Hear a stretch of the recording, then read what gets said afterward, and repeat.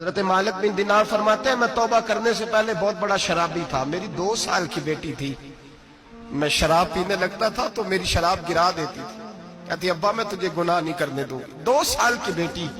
فرماتے میری بد نصیبی دیکھو میری بیٹی فوت ہو گئی. ایک رات میں خواب دیکھتا ہوں کہ دوزخ جنت کے فیصلے ہو رہے ہیں, قیامت قائم ہو گئی ہے. میرے لیے دوزخ کا حکم آ گیا. میرے پیچھے ایک بڑا سا اژدہا, بڑا سا سانپ بھاگنے لگا.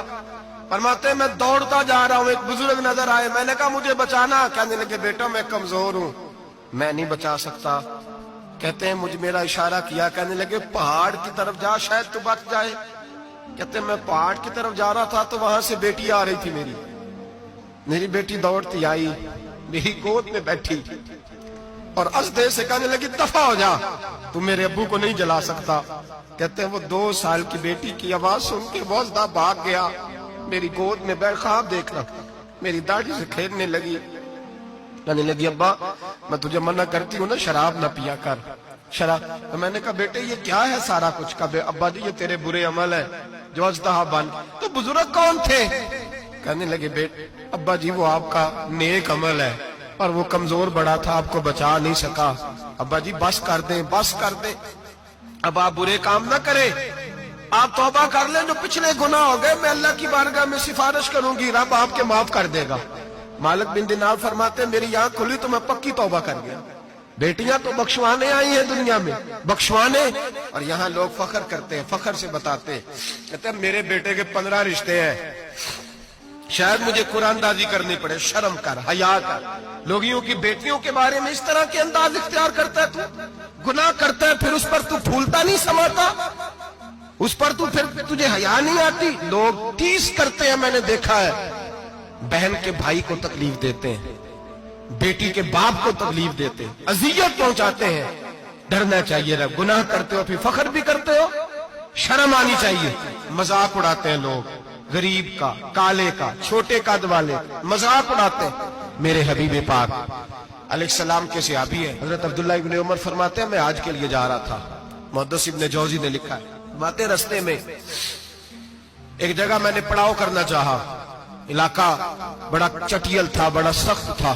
میرا ارادہ بنا کہ میں, اور لوگ مذاق پہ فخر کرتے نہیں, بعد میں آ کے سناتے نہیں میں نے یہ کیا. آج اس گناہ پر فخر نہیں کیا جاتا.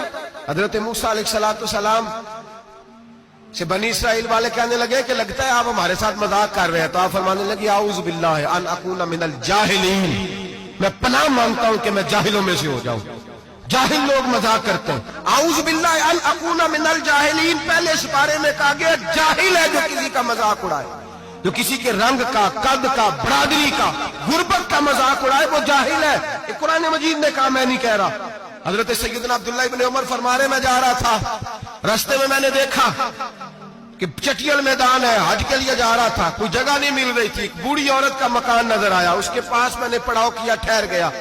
بوڑھی نے اپنے بیٹے کو بھیجا, کہنے لگی کوئی نورانی چہرے والے بزرگ ہے, کوئی پرہیزگار آدمی ہے, ان کو بلا لاؤ.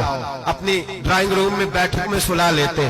کہتے مجھے وہ لے آئے, بیٹھک میں سلایا. آدھی رات کا وقت ہوا تو اچانک ایک آواز چلانے کی, جیسے کسی کو درے مارتا ہے وہ چلاتا, شنن ما شن مشکیزہ, کدھر ہے مشکیزہ, کہاں گیا مشکیزہ, لاؤ مشکیزہ.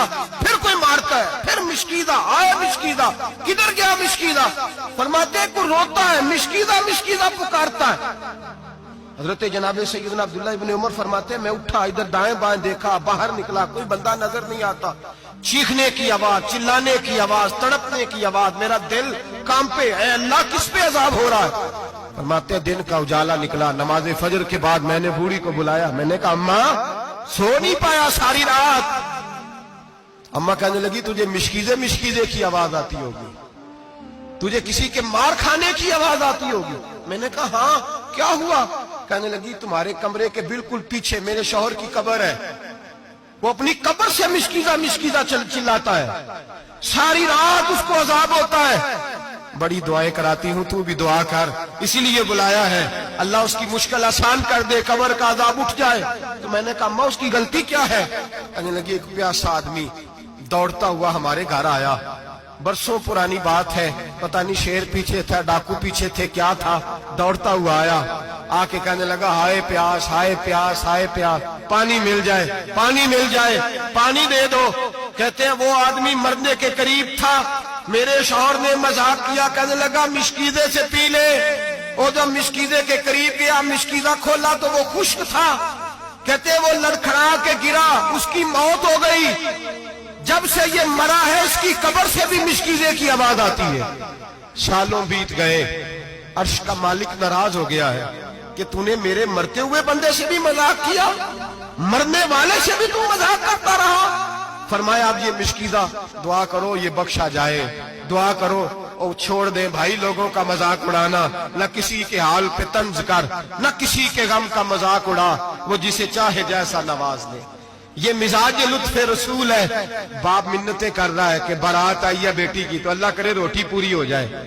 रिश्तेदार मजाक उड़ा रहे हैं, ये क्या पकाया है, ये क्या लाए हो, ये क्या रखा है, इंतजाम किस तरह का किया है, बैठने का सलीका नहीं।